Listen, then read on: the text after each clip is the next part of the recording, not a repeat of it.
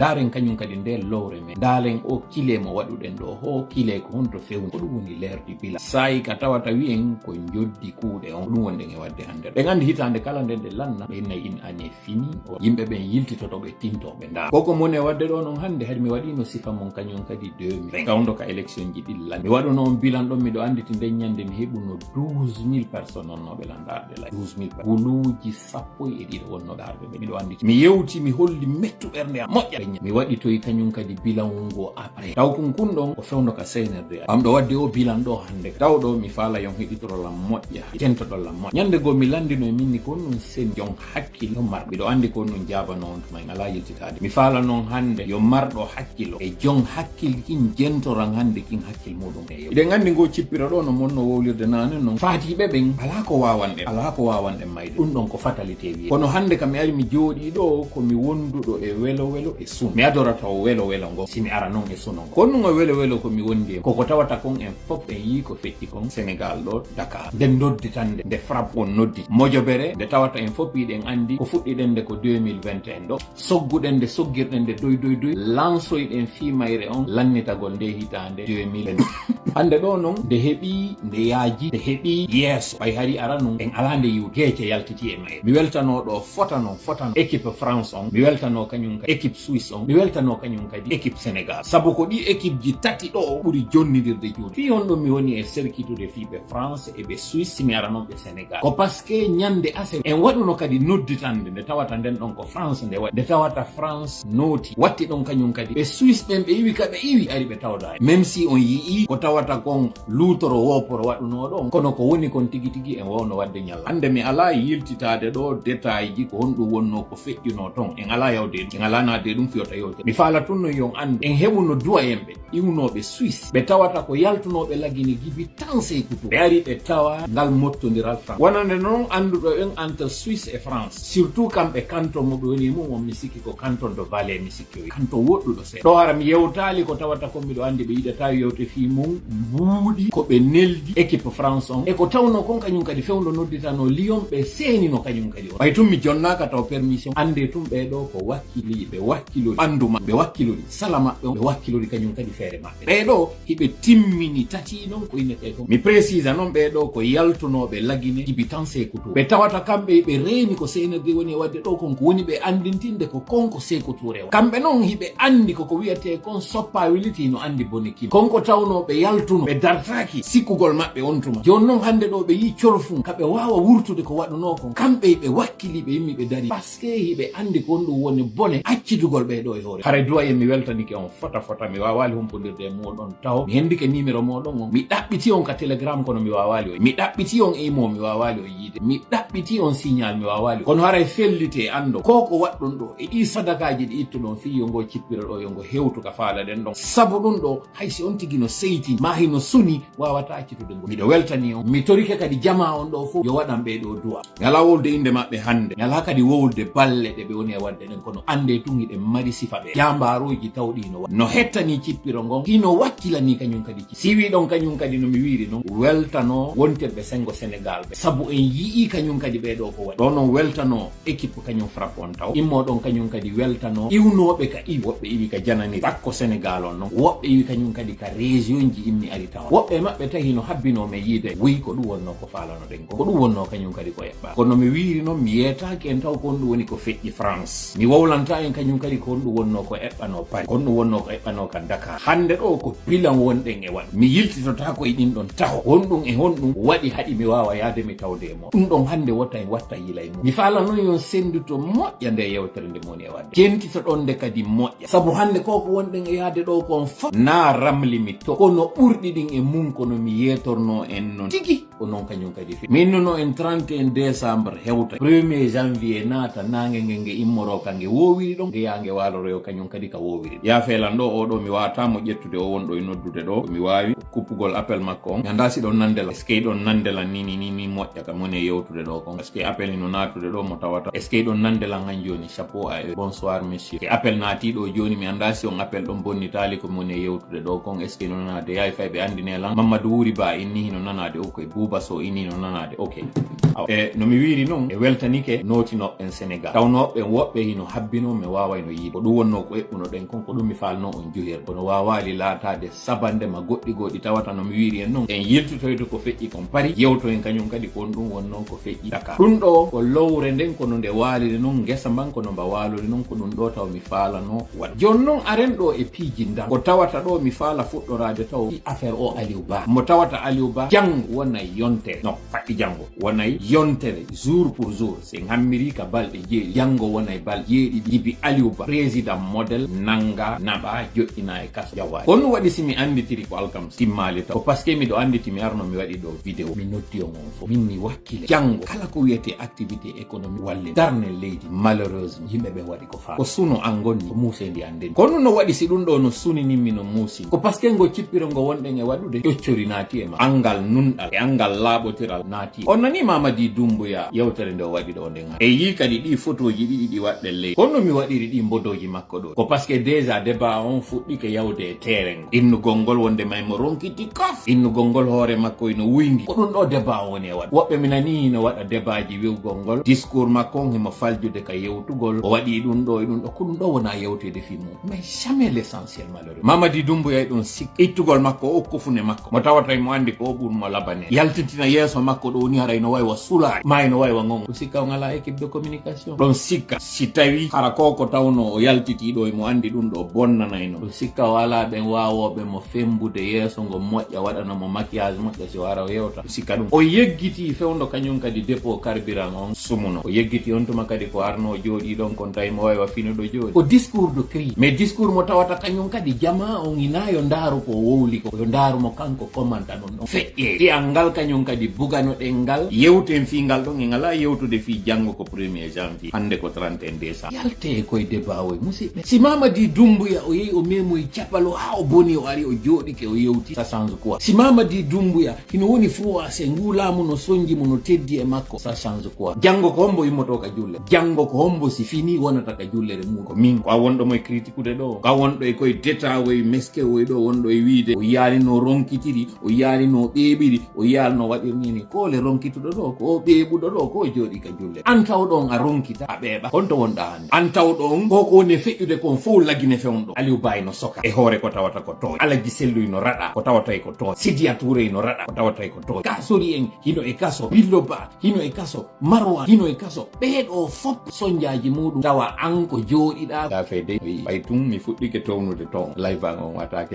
ɓay tum mi fuɗɗike duɗɗude duɗɗetelo live an on heɓay probléme mi falama yettade musidɗo yalto e ɗi débat ji kañum walla ɗo goɗɗi butore no ɗo miɗo yiɗi nde ha butore nde ɓeynata loke hakkono ɓeynata bani ɗen butore no welammi mi acci yiide commentaire ji moɗon ɗin ɗo pour x raison ɓe mi dara si min nodditike ɗo si way ɗi kala ya feelan ɗumannoɗo mi dara si mi noddi commentaire ji ɗin darike nombre de personnes on kañum kadi ka dow darike dara si min nodditike ko ndu waɗansuma waɗay est ce que ɗon nandelan taw commencé est ce que ɗon nandelan commentaire ji ɗin fuɗɗitake en joni je vais reprendre encore commentaire on ok commentaire ji ɗin arti mi yiɓe ɗon wiyetoɓe absolument les Guinéens doivent enfin se concentrer sur l'essentiel qui est plus important ok le volume est bon c'est bon commentaire ji ɗin ɗi arti par ce que mi faala yiwde ko moni e yewde kon ɗiɗon nanude Foutanké Dieyal, le son est bon, ok, que je voulais. Nous sommes en 1424, ok, c'est bon. Qui est aimable frère Tola, merci beaucoup. Kondo mi fal non bloqué idem que moi, j'aime bien ce bouton. MJ Diallo. Yimbe teme et tato e go warama esta. Ko tawata ko ɗum ɗo woni guerre. Ha kanko capitaine Moussa Dadis Camara ko itta e la. Ɗum ɗo woni sabu ha procès 28 septembre waɗa ko kondana duuɓi mi andaje ko sappo ko nogay mi anda ko duuɓi jeɗi ɓe konda. Ɗum ɗon ino waɗi e ngu laamu oɗo goɗɗo ala yewtude. Après ɗum ɗon kañum kadi Aliou Ba ino nanga joƴƴina e kaso ngo tawata ko an e min woni ko naata tawa an ɗiɗo ɗiɗi non ɗi hitta koya adota wola fi bato carburant mo tawata mi yolanino ɗo fi on carburant min numa carburant manka parce que ɓe waɗi bilan on taw ɓe yoɓali fournisseur ɓe mbu jonnon hollugol on toujours ko diversion ko piiji ɗi ɓe immani ɗi tawata ansi ko ɗiɗo holorɗa ko ɗiɗo ittirtamo joɗiɗa habbiɗa ara ya falji en matière de ko ɓeynata comme pourcentage statistique ji ɗin no holli carburant sino waɗede commande ko gasoil on ɓurete commandede idi essence tihon otoje temedere no wawi arde station de ƴetta quantité ka tawata camiowal gotal no wawi arde ƴetta on kadi gotal ara ƴetta ko otoje temedere ƴettata essence kangal camiowal gotal ngal ngal ƴetta ɗum 700 litres ɗum ko banal e camiowal rema ko ngal arata ngal ƴetta 700 litres 350 réservoir do 350 au réservoir on 700 litres divisi on don on ko combien de véhicules para ko voiture je wonde je essence tandis que non on consommation maggal ko ngal yetti don on 700 litres c'est pour 3 jours ngal dogude continuellement 3 jours ara dila yetti 70 litres badana auto ara jetta 4x4 waldo badani ngal 70 litres ndara on 70 litres essence ko balde je dum wonata sila comme par hasard ko essence wi adon manka ina jeze pourquoi ko parce que be andi leydi ndin si tay gasoil on manki gogo on gasoil non ko don central di mabbe din ko dum gol camion je den fi tournugol leydi din économie mabbe be bura hebude mbudi buy maro hara mankali sukkara hara mankali kala ko jindete ko kala ko nyamete ko ngara mankali kambe be andi si dum do dari ke tun harebe sonjo ko dum wadi si be darni on onon be sonji on onon be wadi goddum pression ka hore modon parce que be andi déjà son tourni mo yantabe ko mabe jonna on goddum ka hillo donc yimbe no commenta do fi on ka ko kesun non em rowani kanyum kadi wani hare ngala no sifa on crise yalte e koy débat do manipulation jeje dum do non no suni ni mi parce que enen jama on e woni far velo enen woni far velo ko tuma pedala o jal et parfois j'ai l'impression que enen tigi ko en acteur yi de yidi koko inete mere wado do yewtere tawore na fay jama de commenter ta minani do ay ka inna wonde makko bagre makko joni kanko Aliou Ba wona yewte Aliou Ba no e keso no e kaso na deyno yaltiniri e kaso wona yewtede ko yugol hurundare makko do ja gentite moƴƴa ko moni yewde do nangegol makko taw kanko atinobe yaltude be wiya Aliou Ba nangam hari Aliou Ba nangaka on hari on tuma Aliou Ba sakka yilta wiya o yalta tari ko dum wawla ko mi humpiti ko il était question yo Aliou Ba yiltite mayo nabe o kasede kono wobbe yalti wadi communication be ni Aliou Ba arrêté mi do tawano e atanobe humpitede ben woni feccude goddo hay live on kame wada en ari goddum meden feccinde goddo go arno wadi commentaire on n'a pas voulu commenter pourquoi parce que c'est nerde nabo hondu ndari si feccu e nabo hondu be yi wi ama ka réseaux sociaux ji fo Aliou Ba arrêté Aliou Ba arrêté e yi hunde memmina andi jakayde wayle nangude Aliou Ba aw on mo sakki don do yiltudon addanela mo direct ka haw commandement joggine mo don taw ndaren kanyum kadi si o do wali e kaso konnu wetata jam weti jango mudum e juma hunde wadali activité ji fo ko be andi o do ide way jogade sina don wowi ko be nangiron tigi juma kiki o nabe inne hunde waytake wadede sina e len me do ko piun kum be minani ay wobbe goyno yalta wada communication ji wi'a wonde mabbe yani e piège makko on kanko ali hullo futa ko sikkiti takkiti sakkiti onon don holi hoddi do ni ko piège dum do fu ko danninir dum ko e yimbe be famino wonde makko on gonno plan initial on onon parce que don fala suudude faiblesse modon on famino onon non ko piège woni ko CNRD wada do ko be nangido Aliou Ba ko piège me wadi be yani ka piège am onon ko di piège ji do jogi do itawata leader jo nange onade kaso onon ko di do piège onon man onon o mara piège go di piège jiron CNRD sina sifa di do ko di acce daynugol hore mo ene onon don sikka ƴoccori wawa wadude ngo cippiro do tawno mi yaltuno do minni fus prépara ino joda do no fi on tuma wobbe noddanno inni no gollede nder gundo tola anga andata yaltu wowla ko anda fi mudum no gollede gundo ila fale mi yaltudo mi wada gbe yo wobbe go kanyum kadi yaltu reconnaissance ko mi wowluno yo non hande no somme le 31 décembre wayna no e wadde gibineedi ko hande non wona hebbitanede fi non hatta onon nanon fewno ka wowlno don jabon ando hara on darali wondo e wowlde nanon ko woni e wowlde iyo ilandike on dum hande jabelam fi al kirdino woyno do wiudo wosa wolani goddo ha o alama nande o alama jabade fanko hande joni ko dum wadi sedi o jaboma joni min kay mi fala on non landade onon wombe darde lamben yetela ko dum wadi ko tola yaltata wowla do ko fo fi kala on yayi hay on gonga mudum fi on dum han joni don kontini don cippirde e tola on falaka tola ko ne wolde ko yonani on falaka yo jabe on falaka yo jokki yetela ko dum mi wadi yetela hande mi do humpa dum do mi fala yo yetola ko dum wadi ko tuma duddi don wo aro yon inno dum do a wowluno kanyum kiwon ko dum mi wadi ma ko dum frappe o wadi ma ko dum wadi dirden ko tawata o yi ay gonga on net andon ko dum do o wiwno o yeti non fudde lawmo andi hirande mudum ko deddede wotta o accu ha geje hewta yo alansara hewtu tun o poda dan jon non hande ino hebbitede do hande 31 décembre do no wona indi herede no joni wobbe nangino dugol wi menen men sikkuno de wata no hewtude hande do hara padre wadali go jaka ko padre habbido ne o mo yuno don do antola ti a vendu ta dignité yawgol ma inna hande do da yewtude de padre ma da souteni padre fewndo mi yaltono do minni padre est plus proche du pouvoir que sellu wono candidat lagin on to makadi on wada no de yewtere ando comme fendi mondo wado don de tapage e hore dum do jonno wobbe modon ko no wiuno be on to mo wonde ma mi choki on ko mi woli don ko no woni landade non hande do ko on to padre few ene onon ko no woni hombe yetela ko dum faala don tigiti yetela di don andi tigiti ko faala don jaka ko habbi don hanjoni ko yo goddo go kanyum kadi immo ara wada goddum onon non immo do yalton kellon ko dum woni ko habbi don kam mi yewta on do ko mi yewtiduno e soferbe go kanyum mi huncana on do ko mi waddi e sofer fewndo kam e waɗi o mouvement o yimi accino wolde fi sofer ɓe mi fankino ka aw mi yeton ɗo kon ɗum fankini mi fi affaire ɓe sofer ɓe mi jeeya e mum yeton ɗo komi waddi e ma fewndo ka yawno me ɗeɗɗiɗo laamu ngu ha men naɓi ngu ka mur tawi hande kadi dow o mur fusɓe wata wa woɓɓe go kañum jakkaari kañum ko falano koye are ha hewte ɗon tun holle wonde may ɓe mari doole nayi ɓe yaw ha ɓe itta probléme sofer ɓe nde joni noon heccankin ɗo sofer jo warama e nder otowal mum woɓɓe contactimmi ɓe mi waɗi no goncippiro on tuma ɓe wari oɗo kañum kadi kon ɗum waɗete mi yeto on ɗo komi yetiɓe ko mi yeto on ɗo kañum kadi komi yetto gonon kadi ɗo ando CNRD fellu ari ka laamu CNRD hina sadaka ari ka laamu ngu ngari fuude mamadi yetike on ko kamɓe yehi ka mayde si tawi an a wi a mayata fi hettugol haqqe maɗa jaɓu wonugol maccuɗo e korɗo sene ɗum yettom dañande min ni noon ɓe naata e cuuɗi ɓe warira en wa baaɗ par ce que si mi wi ɓe warira on metta on o nanta komi wowli ko yiyoton kono mi wowliri no dañande mi wowlimi son kaali mi yennali e goto min ni darne leydi on darnono leydi ndin fiiɗum on darnano ndi ga deññande hari Aliou Ba ɓe waɗani e ɗiɗi si ɓe waɗa e mayka ɓe yi fus o waɗali on jokki hajuji ma hande ɗo kadi mi wowlata détail ji ɗi woɓɓe go waɗi e nder plateforme ji fiwata yaltane immane Aliou ɓiññunoɗo banta go'o ɓe falano ka déjà darnude activité ji maɓɓe ɓe heeɓi noon hande kadi on arɗo yetiɓe inni sen darniɗo tun ko wiyete koye racis sen darniɗo tun ara en holli kanko ɗo Aliou Ba mo mari succès mo ɓuuri alaji donc hara en jonnimo la mi ala natude hande komɓe wowli ɗum j'ai des audios ici mi fillito noon haala wowlano kaka fewndo kañum kadi wonano jamfodirede fou mo yahali poore daka o yawe daka poore mi wowli kan haala ɗo kañum kadi 2022 mi wowla ka ɗo kañum kadi fin 2024 on sikki ko minen wonɗon e waɗ on sikki ko goɗɗo wonɗon e waɗude ko billahi ko hoore mo waɗa Allah noon o fayagoy ono ɗo cobbal ngo cippiro na ono mi woni ngo e waɗa hoore amen mi woni e waɗa Allah noon yoɓay mo kala e meɗen ko on waɗi ƴoccoli o waɗi bonki on jaɓali nun ande jama on jaɓali wolde ko wonɗon e wadde kon tigui on jaɓali wolde ko woni e wadde kon tigui on salike kadi kala ko wiyete proposition Allah liila yon ɗo jama on fop yiya mi wowli on ɗum ɗon nanon ko billahi mo kala ko waɗi kon yaltita e kene ɗo fof yiya Allah darnoto en koye woni mi wowlira ɗum ɗo noon fi wiwgol cippirongo wonde mango boni o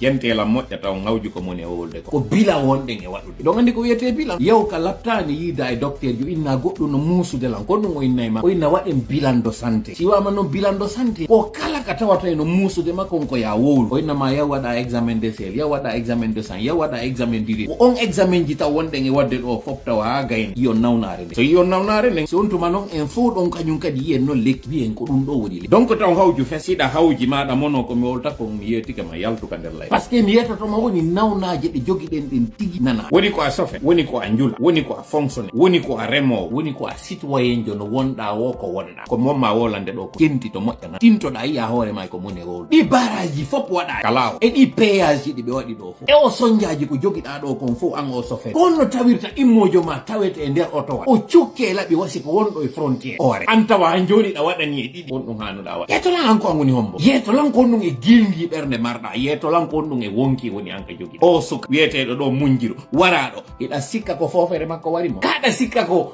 kulle yalti ka burure ari onon julaɓe o yi ka wara ɗon ɗo kañum kadi ka ɗimmoɓe mum kidnappa wara onon ɗo kañum kadi hunde on ha jaka e ɗum ɗo ɗum continue han joni ɗo wadde golle mo ɗum sikka ko toola arana ɗum sikka ko toola tawa e nder otowal mum ma e suudu mum nanga tawi ɗon sikka ko Alpha Condé ka woni ɗon ko kanko wona e nangede ɗum fi on ɗum hatta yiya anda ko wonaɗa landede ɗo ko yiya waɗu ko fima taw an fi on jabolam ka commentaire ji jabelan kon ɗum waɗi si o solution wonɗo simple momi woni on e noddude mum fi hon ɗum han joni onon o solution ɗo o ronkumo waɗa fi hon ɗum yiyete ɗon sikka si innama darne otoje ɗon sikka ko min wonɗon darnanɗe ɗe ha ɗon sikka min kam mi ala otoje wonɗe lagui mi yeyno ɗo ha mi fewtino min ni miɗo jogui otoje wonɗe laguine kono si innama yo darne mi darnay mi naɓayno contenaire ji ka port mi accitino anda sikka ko antumi woni e wawlande min mi jokka ha jon kaɗa sikka ko ƴoyre mi wonma waɗude an si ko ƴoyre wonmami waɗude nde ƴoyre ɗo ɓayɗa mari hakkil an innama an o pulloɗa mari hakkil fi on ɗum ayi a naali hoorema wondema awa nde ƴoyre nde mi wonma wadde ɗo ko ƴoyre nafoore fi on ɗum an o julaji an o taxi motojo tawɗo onon kadi ɗon andi ɓe taxi motoɓe ɗon warede on déplacé te yehe ɗon ware ɗon ɗum ala waɗude kamɓe ɓe haaji haɗi anda ɗum ɗo ko fiima an ɗum ɗo woni ko fiima an a metti waɗugol ñande mi landima min haaju an min na waɗanan ɗum ɗo miɗa wawi habbade a waɗana ko nafay maako ko danday maako ko woni fiimaɗa kon an a waɗanay goɗɗo mi landike ɓawa Allah koko yewti ka alqur'ana o ittata ko woni e hoore meɗen kon fanni manti en ittali ko woni e nder meɗen mi fillano o ittata ko woni e hoore maɗa kon o laamiɗo ma ɗo wonɗoma e wadde janggo o alhaali mo wonɗa e muɗum o ittata on ɗo fanni manti a yaltinali ki bonki wonki ka nder ɓernde ma jugulayagal maɗa nga anniye ma bonɗo kuuɗe ma bonɗe ɗen Allah waɗay ɗe ɗo tawɗe yalta e nder maɗa si wadda ko moƴƴi kon e hoore ma si nde yewtere ɗo mettima na inde ma mi wowli ko jikku maɗa gummi jenti to moƴƴa ko momma hollande ko mo siko mi wonno kadi alhaali maɗa ɗo miɗo yiɗi haray wawɗo sifa nde yewtere ɗo yeetamminde mi nanande mo Aliou Ba ko kañum woni ka kaso kono ko heɓi Aliou Ba kon ko sifa ɗum habbima an kadi musi no woni no fewndo Habib Marwan natayno ka kaso hari Aliou Ba no ka yaasi fewndo kañum kadi foni ke menge e Billo Ba natayno ka kaso hari Marwan no ka yaasi miɗo anditi hay rowani wa fewndo ɗo ni Habib Marwan waɗuno émission o inni wo kanko immota ko darto fewngulamo par ce que o yimɓe ɓen ko laasi mi ɗaɓɓitiri hunde on émission makko fiyo mi heɗinti jama fewndo ka wiwno wonde may ɓe faala nangude ko bonnude o wowluno on tuma inde muɗum mo ɓe duwano nangu est ce que ko foni ke menge Billo o wowluno inni wo goɗɗo wonɗo ka senerde wonɗo trewo yeetike mo wonde may ɓe faala nangude ɓe kombo deno moodi o wowluno dans une émission mo ɓe waɗuno miɗo anditi on émission maɓɓe mo ɓe waɗuno ko mois de janvier janvier o wowli o inni wo kanko dow marmo Habib Marwan o immota ko fayi hande kadi o dartano nguɗɗi ɓe yimɓe ɗo par ce que o yimɓe ɓen ko laasi o ƴettantaɓe risque par ce que so ƴettaniɓe risque o naatay kaso jangwalo tal miɗo anditi on émission makko woni mi ɗaɓɓitiɗimo hunde fiyo mo waɗu on émission en fop nanen ande Habib Marwan o yiw dugulayagal Guinéen o andi ombo deno wonno wolde fimo modi mo innunowo o yeetama dans une réunion waɗi mo tawata e nder o réunion ɗon ɓe ni ɓe nanggay on tigi ombo deno modi o neɗɗo goto no ko siko foni ke menge e siko hombono yeggiti wonno ombo deno modi miɗo miijitorade hunde ok continue yewtere no mi wiiri on noon Aliou Ba na nangugol mo non seynerde fokkinti par ce que hiɓe hoolino wiyen merci beaucoup malaɗo Ba Pendesa merci beaucoup malaɗo Ba o andintini ko Pendesa merci beaucoup ko fewndo journaliste ɓe wonano guerde ko Pendesa tigi ko Pendesa wolno o inni goɗɗo yeetike mo wondema ɓe faala nangude Pendesa yo Pendesa wattu ila de Jamal Pendesa on tigi o inni wo kanko noon o ƴettanta hay goto risque par ce que tawi woɓɓe no adda ka commentaire ji nanga wigol ko honɗum haɗi ɓe yimmoɓe wallitoɓe ko ɓe fof ko ɓe journaliste haɗi ɓe yalta ka studio yiɓe wadde ɗo émission ji haɓe ɓe o yimmi o inni wo kanko hande kadi o immota ko dartano guinéenjo par ce que o andi guinéenjo a nangete naɓeɗa kaso hay goto men min ta ene ɗum ɗo yonali fi enen ka hersen ɗum ɗo yonali hande ɓe wonɓe yaltuɗe ɗo nanga wiggol libéré Fonike libéré Aliou libéré oɗo e oɗo ene ɗon sikka ko ɗi libéré ji mo yaltinta ɓe iɗon sikka ko wonɗo wadde ɗo photo ji ɓe ɗo yalton wi on ƴawra jolda libéré ɗon sikka ko ɗi libéré ji yaltinta ɓe seyderde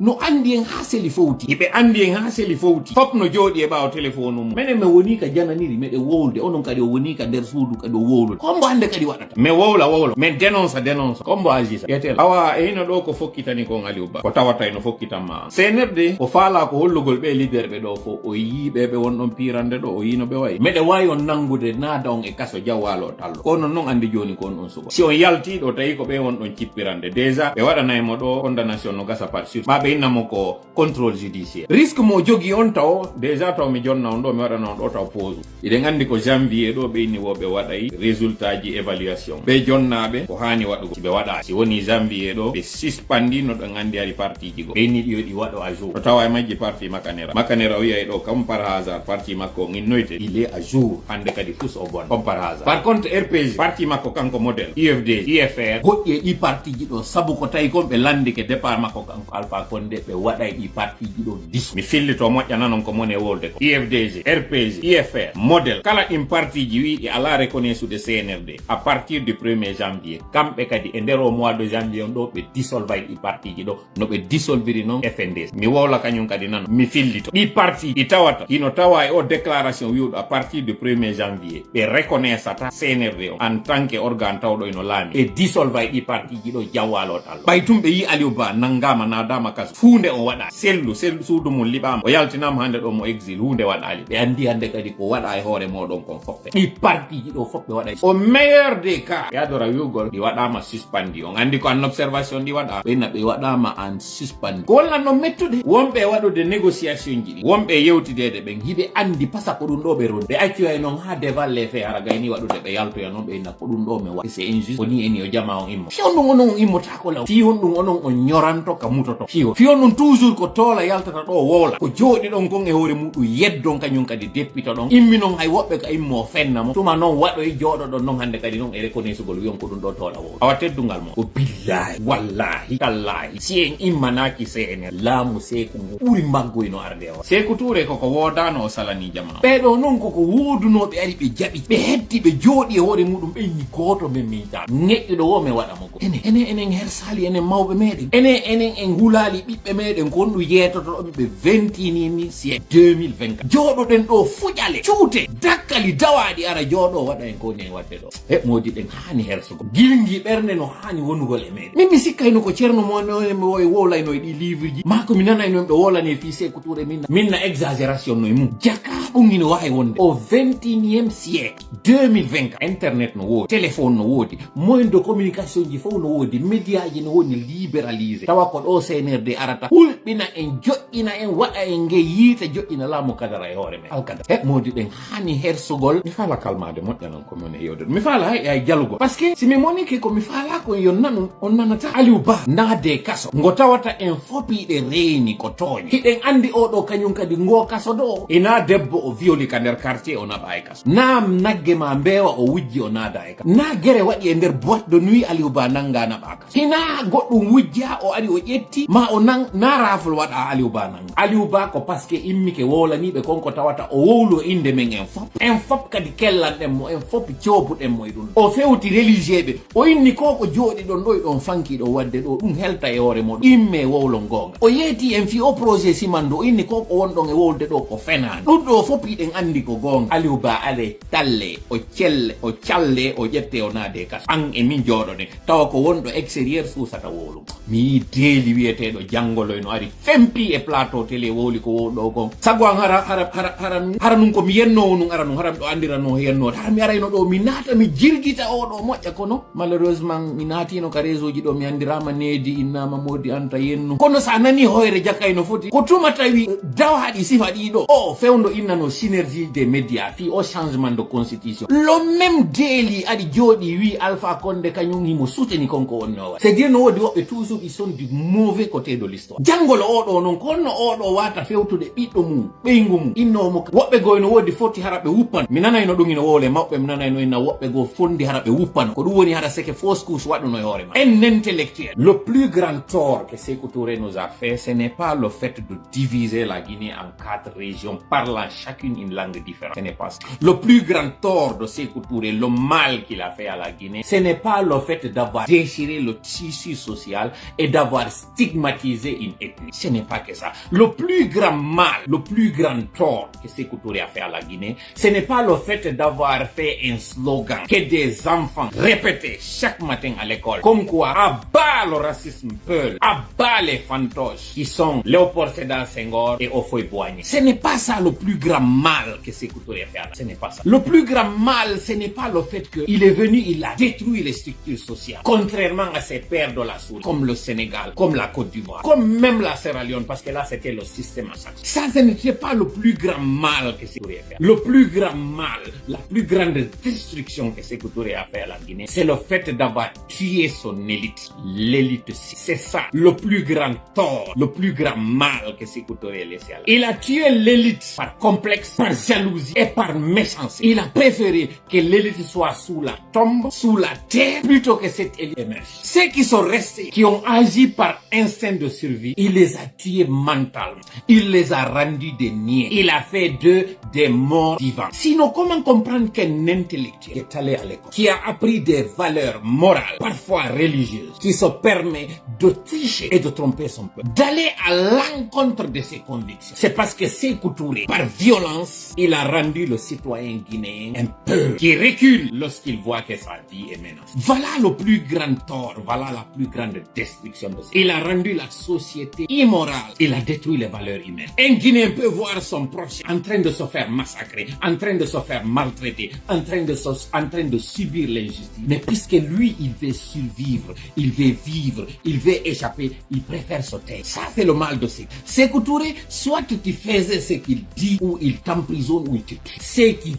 vivaient en acceptant l'inacceptable c'est ce qui continue sinon comment comprendre que lui Aliou Ba aujourd'hui il soit en prison de manière injuste et qu'aucune voix ne se lève pour dénoncer et combattre cela nous ne sommes plus au stade de la dénonciation nous sommes au stade des actions comment comprendre que des leaders comme les Fonike Mengi comme les Biloba comme les Habib Marwan soient injustement en prison et d'ailleurs qu'on n'ait aucune nouvelle d'eux et que la vie continue en Guinée ça ce sont les conséquences de la destruction de ce maudit Sékou Touré que Dieu n'ait pas pitié de son âme et tous ceux qui sont aujourd'hui en train de défendre ou essayer de sauver sa réputation ceux qui sont en train de le réhabiliter que la colère de Dieu s'abatte sur ces personnes parce qu'il est parti mis dans sa tombe avec toutes ces âmes injustement tuées. Et aujourd'hui, on nous fait croire que le CNRD veut le réhabiliter parce que c'était un homme qui nous a donné l'indépendance. Mon œil, la dépendance aujourd'hui, la dégradation de la Guinée, son recul, sa chute vers l'Union,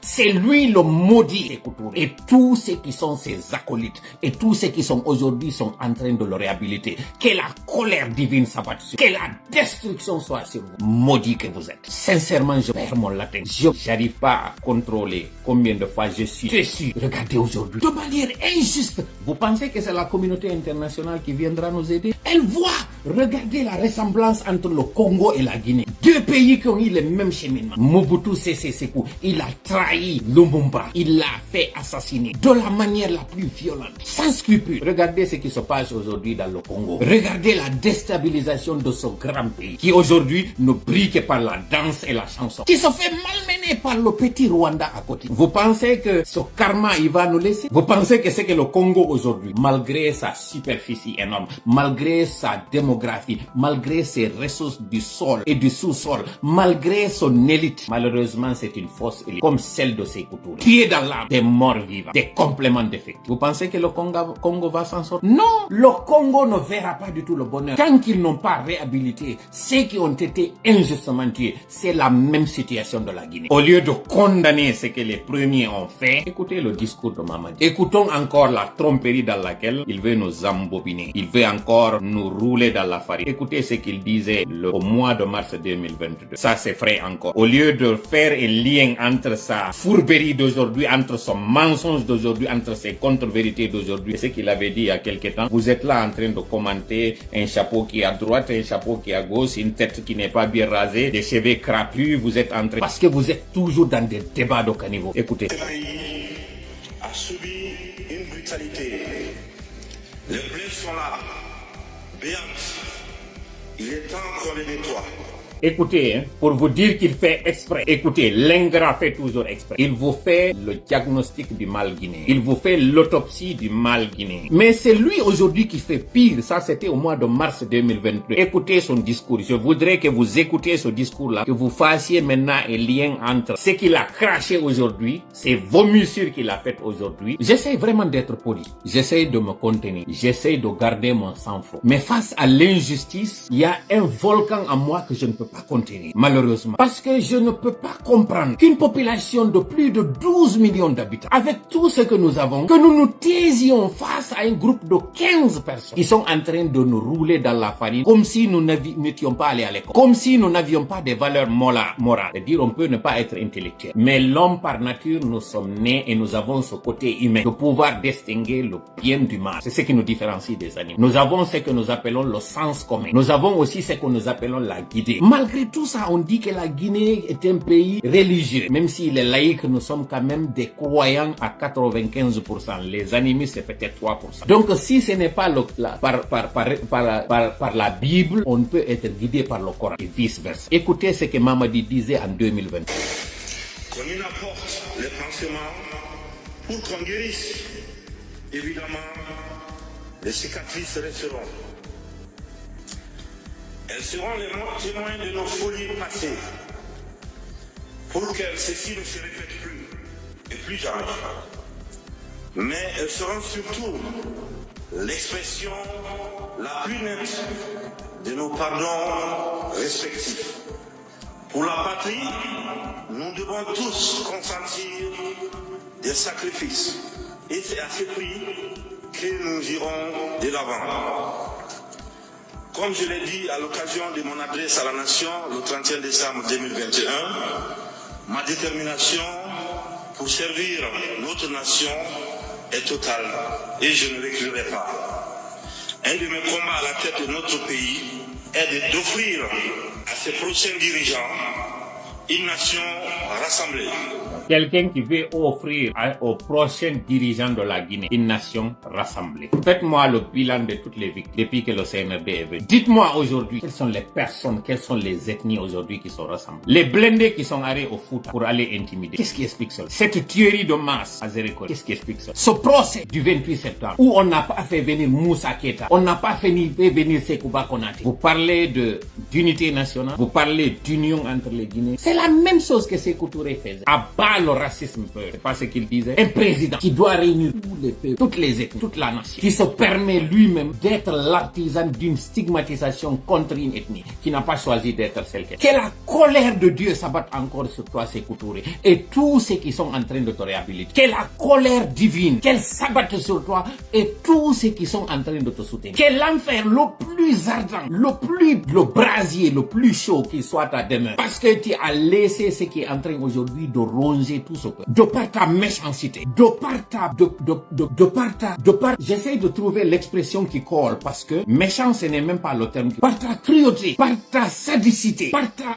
Je ne sais même pas qu'est-ce qui peut coller, mais tu es le président le plus maudit qui soit sur toute la terre. Tu es plus mauvais que Hitler. Hitler a fait mieux que toi. Parce qu'au moins Hitler, lorsque les nations se sont réveillées, ils ont compris que ce qu'il faisait c'était mauvais. Mais toi, tu as tellement détruit le Guinéen qu'il y en a qui pensent toujours que tu étais bon. Alors que la famille d'Hitler, elle-même, elle t'avait renié. Vous ne verrez pas son nom de famille aujourd'hui en Allemagne qui porte le nom Hitler. Tous ont changé. Tellement qu'ils ont compris que ce qu'il avait fait c'était mauvais. Mais Sékou Touré, il est tellement mauvais qu'il a laissé encore ces germes qui continuent. Pitori kema Allah, hudu halka Sékou Touré e kala ko wiete ngure e kala wondo e wadude ko Sékou Touré wata ummitorde an. Mitori kema Allah jabin di do ayame. Innaka intadharum yudillu ibadak wala yalidu illa hajiran kafara. On du'a mo annabi nuhu waduno mitorike ma e mawnugol on du'a Allah jabin di du'a ji amen halka huda kala konko tawata Sékou Touré acci en dile mitorike ma Allah wotta wadu be wilita mitorike ma Allah bay tun senerde koko odo wonno wadde kombe woni continue mitorike ma Allah haysi ko siddo an nene goto baba goto kala walliti do senerde mitorike ma Allah wadu mo ka asima kuli mitorike ma Allah hudu halka wotta yurme fes kala walliti do lamo Sékou Touré mitorike ma kala wallitiɗo CNRD mi torike ma Allah lannu fi makko hara fi makko holtetake fes Allah wota goɗɗal yurmede maɗa mi torike ma Allah waɗu goɗɗal yurmede maɓɓe ha ñande jam si on andu ha on to miɗo moni hande ko moni arde mi jooɗo ɗo ko parce que mi yi jaka Sékou Touré leggal ngal ngol o awuno ngal hande ko enen tigi woni arde yarna ngal jooɗo ɗo uddito makitiji moɗon mi torike Allah kañum kadi ɓay tun on salike immade darto mi torike Allah kala wallitiɗo yi nde bonnere ɗo ronki immade dar mi torike Allah no tawiri noon kala bonnuɗo a hokkaymo kañum kadi e bonnere mi torike ma Allah wata yurme ay goto woni ko pullo woni ko soso woni ko mani ko woni mi torike ma Allah ɓe saliɓe ɗo immade darano gonga o mitorike ma Allah si a yiltata ɓe ko ɓe woni ɗo ko mitorike ma Allah ko maranɗa bonɗo on jonnoɓe kamɓe ɗe mitorike ma Allah jooɗo ɗon ɗo hiɗo reeni jaggugo hiɗo reeni bondere nde kankon e mayre Allah nangay en nangal ɓuri ngal o nangi bombe si en faala noon daɗɗe ɗum ɗo moman on hewtika immoɗen daroɗen tan ɗon sikka ko Allah immoto ka woni toon ara ittanayi ɗum ɗo kayi ɗon sikka ko memmini ɗo ko ni tun iwirta jooɗagol fanka ko laabi jelu yetete on imme daranoɗen i tawaɗi laabi jelu yetela han joni ko habbiɗon jaga koyo padri immo fettina finkari ata jooɗo kalamu ne han joni ko habbiɗon koyo CNRD fellidir hakkudeji maɓɓe no woodi ko oɗo wadde on sali wadde ne awa mi yeeto on ɗo ko mi yetta mi yettino ken ɗo waɗen astahfirullah en waɗanama ɗo ayeje ɗe mawɓe ɓen yeeti e nde gollitir wala dicrullahi wallahu ya'lamu ma tasna'un e wi'ama jantoɗen inde Allah fiyo ittan en ɓayiɗen andi enen ti ko lette Allah woni e juurade hoore men hiɗen felliti ɗum ɗo kala yiwɗo ka Guinée jom ɓili hande ɗo hino reeni ɗum ɗo ko nangal Allah ni seede on ko nangal Allah woni ko woni e hoore meɗen tanaji meɗen ɗin koye juma e suuma e fewndo hajjuɗi waɗata tanaji meɗen ɗin tuma ɗi waɗata wo ko ɓurɗo tawde on hara innete ko oɗo inna ko innocent ko oɗo ɓurta heɓude ko ɓiɓɓe ko mawɓe ko nayeɓe ko ɓeɗo soñjo ñande kadi iwata o ko Allah kanko addata o ittan wa a wasi waɗali fes kono yiltiteɗen deppitoɗen kañum kadi e bonnereji men enen ɗum ɗo yiyal ɗum ɗo message annuɗen ko nangal Allah ni hiɗen sikka ko doole CNRD woni ko jooɗi e hoore meɗen ko ka ɓiliɗen ɗo woni tanke en fewtaji Allah tuubuɗen ka makko ruttiɗen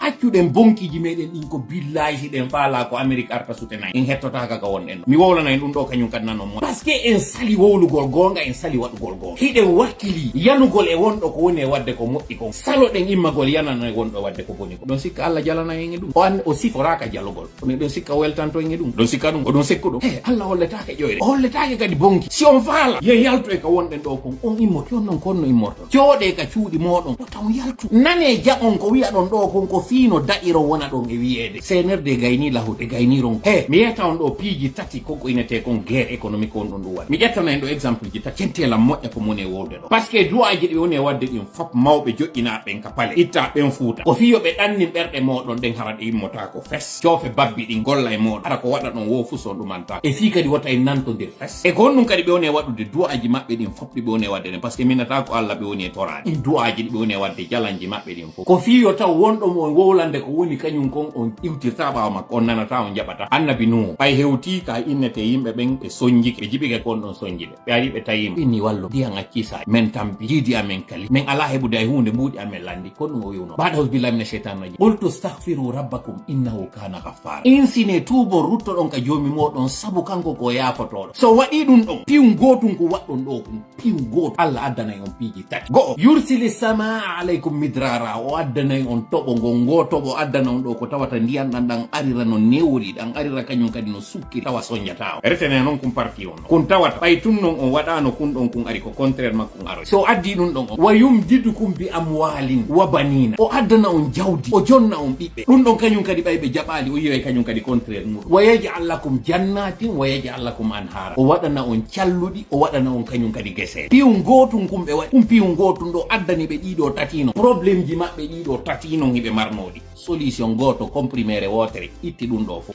fi honɗum haɗi waɗon o astahfirullah fi honɗum haɗi hooloɗon Allah fi honɗum haɗi andon ko mi woni yaltude mi wolnon ɗo ɓay ka deftere itta haɗi waɗon haw mi yeeto on ɗo boycott économique ko ɗum ɗo tu wawi soñjude hay julɗo fewndo nelaɗo sallallahu alayhi wa sallam fuɗɗi noddude pi dina embargo économique on ɓay waɗama e hoore maɓɓe ko oɗo tun tawnoɓe wawatano résistude yeehi ha tawi kamɓe tigi ɓuuri aysiyankoɓe ɓe yi siɓɓe maɓɓe ɓe watti ñamude kaaki watti ñamude gueɗe kontuma ɓe inni wata joɗade ɗo ɓe siɓɓe men maya ɗo hen ko ɗum ɗo tun woni julɗo on kanko tigi o heɓali solution boycott économique embargo économique ɗum ɗo koko neeɓi comme yoni oma e wowlande taw ya an julɗo on tigi o fewti Allah fi ɗum ɗo Allah ko on ɗum waɗanimo ko waɗugol yurmede nden e ɓerɗe ɓe yimɓe ɗo iwa kono tawno solution go ala o tippinanaɓe ñameke ka kammo addi o joni ko ɓerɗe yimɓe ɓen o yilti ɓe jonni ɓe koɓe ñama hay ɓe tampi ha ɓe ronki ɓeɗole ko yimɓe Allah ɓe tampiri ɗum ɗo fama baaluka non joni ko on ɗum woni joni an ñawore maɗa nden o taw ɗum ɗo ko gueddo Allah si a applique ɗum ɗo e hoore makko sikka ɗum ronka e wonde efficace joni yiltitoɗen 2020 fewno France nangodirno ɗo e Turquie ko ɗum Turquie ɓe waɗno produit français hay ɓe boycottiɗi ɗum ɓe inni hande kadi chaine ji magasin ji ɗin fof hande kadi ɓe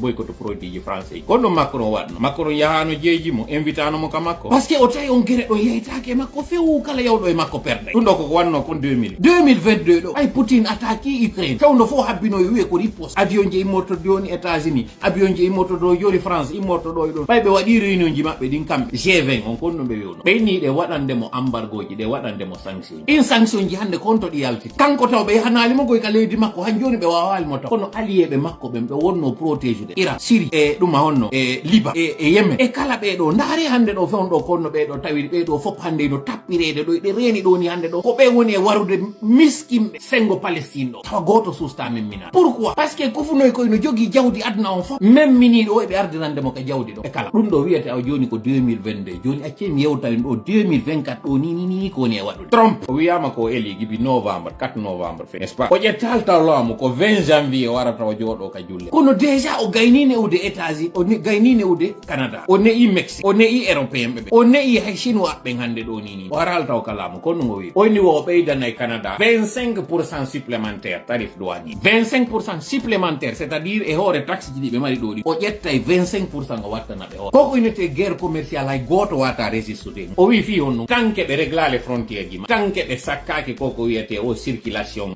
ɗuma honno produit prohibé ɗum ɗo o wowlutunta o waɗali goy directement ɗi pays ɗi ɗo fop nangui e soñjodirago ɗiɗo fop ɗimo kala nangui memminago kanko timo andi koko wi o ɓeydana e ɗon Canada o citoyenɓe makko ɓe yoɓoy kono puisque koko wowli ɗo ko électeur ɓe wonɓe ɓen Canada si nani ɗum ɗo ko wiyata ɗum ɗo meɗen andi ko woni e yottade ɗum ɗo Trudeau koko tawno kongo soutenino o yaw soutenali oɗa ɓe immantomo kanko mo andi ko woni e wadde ɗo ko fiyo population on immano lamɓe muɗum ɓe naati yo appliquoy ɗum o waɗoyta ɗo o menace tum an ɗo noon hiɗa reeni hiɗen 2024 ɗo a yi oɗo ko wawi dimbude leydi ndin ko innali o yahi wataka e goto o innali o yahi o bombata e goto o wi ɗo canal do Panama o jaɓitay o canal do Panama e yi panique wi waɗu ngingiɗo an noon hiɗa jogui plus de 55% population hiɗa jogui 80% économie leydi hiɗa mari intellectuel ɓe ɓen a terlen 50 kadi e quelques pourcent ou 60%. Goɗɗo hande malmenama ɗo musidɗo ma nangue naade kaso joɗoɗa jokka haaju ki etti yetolan ko a woni on yetolan an hiɗa mari hoore an yetolan an wona ɗo wiyede ɗo hiɗa mari jawdi hiɗa mari faamu hakkunde ma yalla hakkil golliɗo hiɗa mari haɗa ɗuyta 55%. leydi ndi tawata ko 4 an tun a ƴetti plus de la moitié an tun c'est à dire ɓeeɗa e goto wata arde ha hewtitoma par ce que a ƴetti an tun plus de la moitié. Goɗɗo malmenama kama goɗɗo sonjama kamaɗa waɗama en position de faiblesse hara ko goto e goto wiyano joni hara naka jawdi ma wona darede hara ko nombre maɗa hande ɗo ko ɓuuri hulɓinirde Chine ko par ce que hiɓe ɗum mais par dessus tout hiɓe wakkili hiɓe jogui hande ɗo kamɓe woni grenier mon si batoji hande yaltali si ɗe yaltali Shanghai aduna on fop dimbodir fop sonjo no waɗi en 1958 fewno lagine hendi indépendance muɗum dans les années 60 hari Chine e lagine woɗɗodira ɓe fop hari ko tampo ɓe fop hari ko ɓiɗoɓe yimɓe maɓɓe ɓen fiyoɓe heɓu koɓe ñama révolution mo mawo waɗuno on e hoore kañum chinois ɓe ɗo yo Sékou Touré jembuɗum ɗo Sékou Touré kañum ko waɗi ko révolution culturelle yimɓe ɓe nangu yima ama jala théâtre orchestre ko ɗum o waɗinno jama on o trompi jama on ɓe nangi jooɗo fija jala o wari intellectuel ɓe wiyoɓe wottay nangu fija waɗen enen kadi waɓe chinois ɓe arɓe waɗi ɗi barrage ka meɗen ɗo enen kan e wawata remude o ɗayni yimɓe ɓen demal ngal o waɗani guinéɓe ɓen ko demal tawnongal na demal yaltinawal yimɓe e tampere ɗo yo addu ɗin ñameteji tawoji siɗi remama yimɓe yalta e tampere o tewi pas o waɗi yimɓe ɓen dans une pauvreté fi wota ɓe hetto awa musidɗo mi lannitoro yewtere nde yertagol ma on hande ɗo ko guinéen ɓe tato woni lagi kon tawɗoyno tampi senerde tewi pas waɗi mo tampo waɗi tawa hara o suusata wonugol ñallal gotal o yaltali o ñaama o waɗi mo kertogal o waɗi mo sondu taworu koye ndu yaltu bimbi ndu weela ndu arta kikiɗe ndu haari ɗo yo wiye bimbi kadi ara ndu weela jama laggine on hande ɓurɓe ɓen ko colli ma gerto senerde noon ɗaɓɓi hande kadi noon guɓe kaaba e guɓe maaro o jogui ñamete on sankana jama on sarka jama on ara ñama ɗum ɗo mi nanno ñande go goɗɗo no gerto e gerto ko ko gotum ko si hibbanama si wawɗa jama on woni gertoɗe tanke hino ƴettude ɗon en gabbe ɗon hino so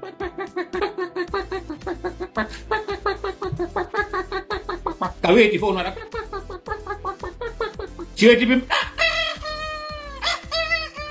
réseaux sociaux ji ɗin ko ɗum hakkikide kañum ko ɗe gertoɗe ɗo hande woni laggine ɓeynnayi noon goɗɗo no mari hakkil gerto ko ña gerto jogui ko waywa gertogal ko noon guinéɓe ɓen hande groupe ɗimmo on noon ko ɗen gertoɗe ɗo yewɗe ha tawi koko mona hibbanede ɗo no fanni mi yii ka saku maaro on jooɗiɗa ko ɓeɗo noon wona liɓanede noon hande kadi inni arnata ka saku maaro ɗo nokka tuma faala o ɗo woni deuxiéme groupe ɓen ɓe senerde jonni avantage par rapport e ɓe wonno noon ɓe jonniri ɓeɗo avantage par rapport e ɓeɗa ko par ce que gertoɗen kadi ɗuɗiɗa argol hen ɗo ɗon gongal hirsangal ɗeya luttuɗen doggay joni ko ƴettugol ngal ɗon naɓoya ngal ɗa ñamminal ngal tekka moƴƴa ngal faya moƴƴa ngal ɗon hirso an noon a sikkay ɗo joni o poste mo jonnaɗa o privilège mo jonnaɗa ɗo ko giggol ma jonniraɗa mo na giggol ma fes jonniraɗa koye a arnata maɗɗoɗa noon doliwal ngal ɗeɗa fof kanje ɗe maɗɗoto woni abbere nden an noon ko nden abbere tawde doliwali no jokki ko liɓirgol wotere ha naata ka nder suudu si naati ka nder suudu nang kala no naatuɗo tawi gouvernement o hande ɗo oɗo nanguiki o wata yaltude hande kadi o tuma o hirsa o wona plalanɗo on ko deññande fi makko walla oɗo woni deuxiéme catégorie joni noon troisiéme catégorie no ɗo kañum o taw ɗon imo dari ka hakkude ɗon mo reeni ngeeɗa ngal gertogal ɗa wona ngal hirsede ngal o yiɗe wonɗe ñamude ɗa o yigol ngal naadoyama ɗa kanko o sikki ngal ɗon koye nafa ngal alors que no ngal ɗon ko naɓira koye luttuɓe fof yiw ngal ɗon inna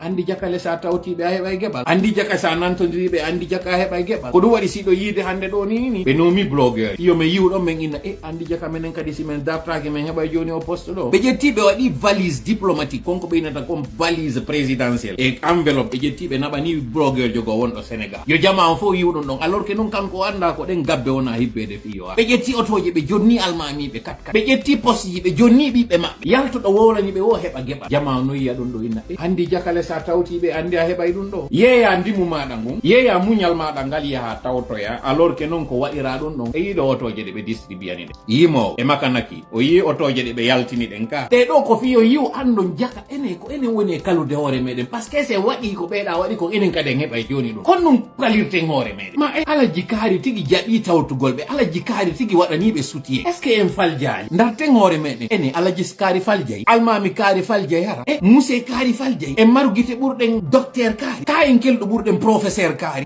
ɓeɗole ko jannguɓe ɓenni ko intellectuel ɓe ɓenni ko jannguɓe diina kanni ɓeɗo tigi tawti si ɓeɗo tawti andi gonga on ko ɗo woniri ko ɗum ɗo ɓe woni on e hollude ɓe détruisa noon hande kadi ko wiyete moral mi andina on noon Sékou Touré nanngayno baba on naɓa mo kakas nooma ɓiɗɗo on hande kadi harana ko baba on soka ko wona yewte ko nomination mo ɓiɗɗo on heeɓi on kon ɗo yewtete fim ɗum ɗo fof mi yewtino on e lay onon han joni Aliou Ba ino e kaso on ala wolde ko Aliou Ba woni ka kaso on ala immade agis o mi torikem an o so fe ɗi péage ɗi wonɗa yiide ɗo yaye sunnon ɗi barage ɗi tawata ino waɗa ɗo ala on nafude wota on yoɓu gaare otoje moɗon onon taxi moto wota on soodu carburant darne leydi ndi hacce nanon famotire jaɓe son darnidi leydi ɗo guerre ɓurɗo guerre économique wa mum ala c'est la guerre la plus écologique l'embargo économique c'est le moyen le plus efficace pour combattre un régime quelle que soit sa force il ne pourra pas résister joni noon jonne ɓe ɗo kaɓe hilno mi jentina on ɗo kañum yewte e hoore ko wolɗo kon fof kanko Mamadi mi jentina on ɗo noon probléme mo ɓe jogi o nani ka discours makko ɗo emo fewti pays AS ɗi koyemo yewtude jentiteɗo noon ko on ɗum président ciyani wowli e hoore mum. Ils ont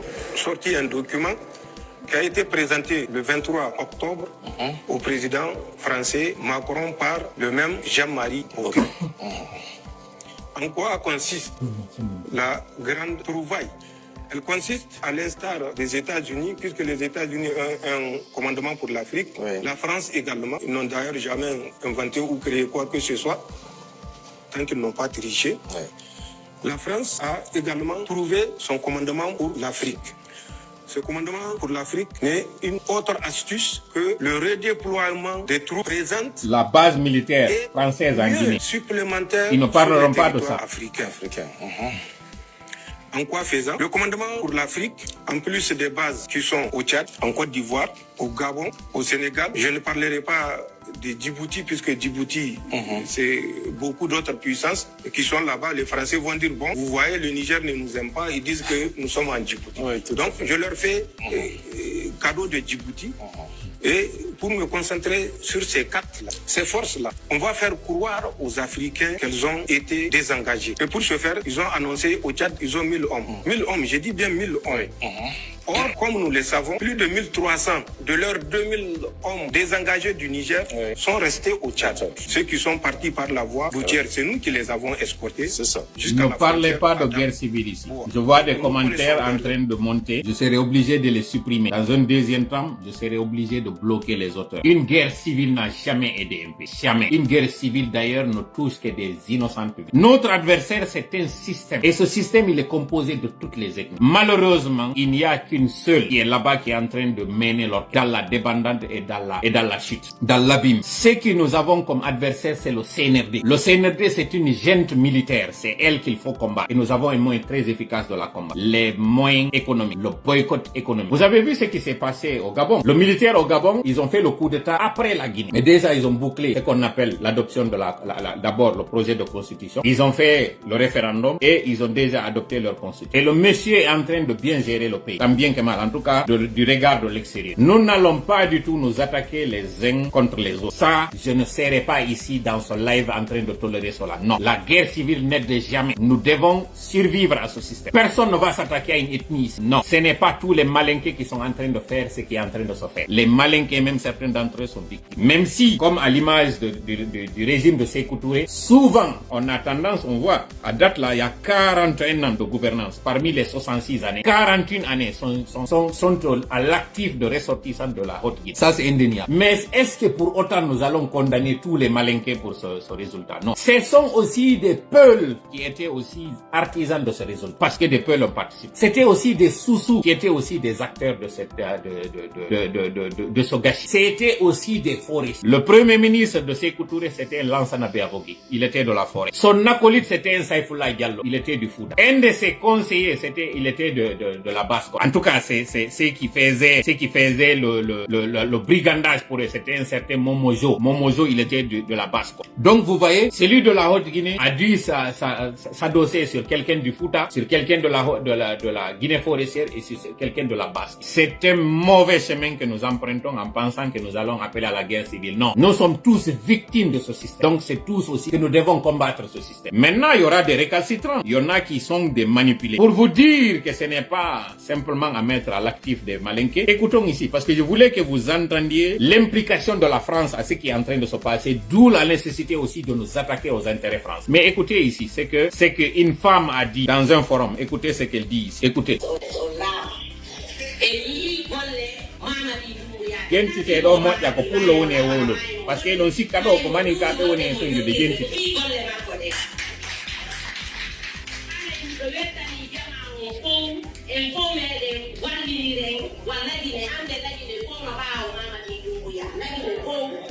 O nani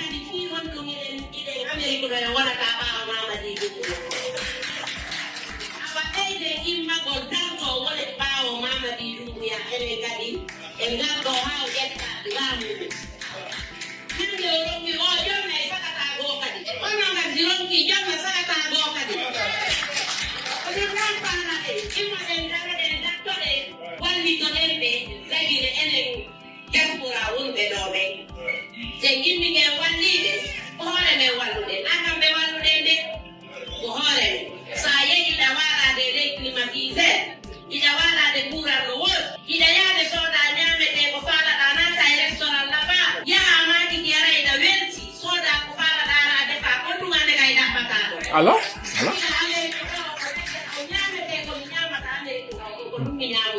vraiment no bandirawa woli gonga few non ko ɗum oɗo ko wol ɗo kon on nani ko ñamete mo woni ñamde Amérique on kadi o ñamoy lakini goɗɗo addanolan o vidéo mais yewtidi oyni wonani ko woni wole mini ko gonga wowli ina andi ko ɗum woni ñamude États-Unis ɗo woɓɓe no jooɗi leyɗe porto ɗo ko tampuɓe ha feƴƴiti wonɗo d'ailleurs Afrique no ɓuuri ɓe hetta si ɓeeɗo jonnama geɗɗum ko ɗum ɓe waɗata oɗo est ce que ko maninkajo nan ɗon no wowla ɗo ka ko sosojo ni o wowɗo ɗo ko forêt seejo wowli ɗum ɗo debbo pullo sen wowli ko pula laaɓugal fo oɗo si innama guerre civil a hendike maninkajo mo tawata no añi kañum Mamadi ɗo a wari mo acci oɗo est ce que accali bonɗo waroɗa wonɗo innocent. Aujourd'hui si vous entendez cette femme là peut parler, si vous allez sur un terrain ethnique, si vous parlez de guerre civile, vous vous attaquez à un malinqué qui peut-être souffre comme vous et vous laissez cette femme peu là, est ce que vous n'auriez pas été injuste? Donc vous voyez, ce n'est pas ça la solution. Ce système manipule tout le monde et il utilise tout le monde à ses fins. Ça n'est pas la solution. Vous avez entendu ce qu'elle dit là? C'est une peule, elle le dit à visage découvert. Elle se trouve ici aux États-Unis et elle va dans les cérémonies comme toute personne, comme nous autres. Elle va dans les rencontres et puis on va s'amuser avec elle, on va rigoler avec elle. Jaja minani ko wola lon kon he a kappino ko jelo be jonnoma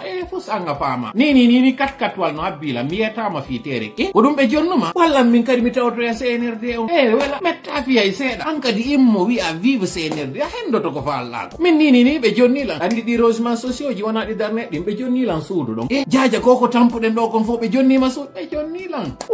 walla min kadi mi tawta se ko dum mi wadata awa immo an kadi sutena CNRD lanni ayali oto ngal be jonni sengle tongal be ramje do andi de ko jel kutata ayal ngal be jonni makanerangal fu so wadali le anga fala ka sifangal koko wonden dogude do kon fo be ngol jangol anga fala ka yawde buttina e climatiseur tappe courant ya wala num hotel ya sherato wala danoda be yobana ma bi aller retour anga fala ka dum do voilà golle de CNRD woni on e wadude de ndaro do jonno ngono jodo don be do ino natude hakkude moy no nata yalta be do wonde mabbe kono on accita e be do yaho yanano yo goddo go mo tawata minni on ko yimbe dido taw sakki ide wonde mabbe si ay noy taw en enen ide reni ko tammo en ala yide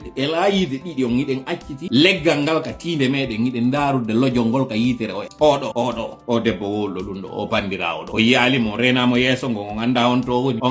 woni do ni o nganda on to woni kono susta wolde fi o do wolta fi ma hay se woli fi makko wi ko c'est des vendus kono il suffit que maninkajo ma sosojo woltu ngo immoto sompo do mo accito be alutube ko be do taw gerditi ngim ko be do non ko enen iden jeya e mabbe ide wondi e be o do yaltiti ko do yiwdon ko mudum si ko nandi on nanno do be nawo ko esprit CNRD Canada ka o yiba mi yaltani be do yaltande wotere na be dejjino taw parce que gore be anno der ton be tawata mi do andi dossier ji mabbe din kay migration be andi hay lawo singol foccama ngol fewa mi goddo godo ino yaltino nanga critique gol do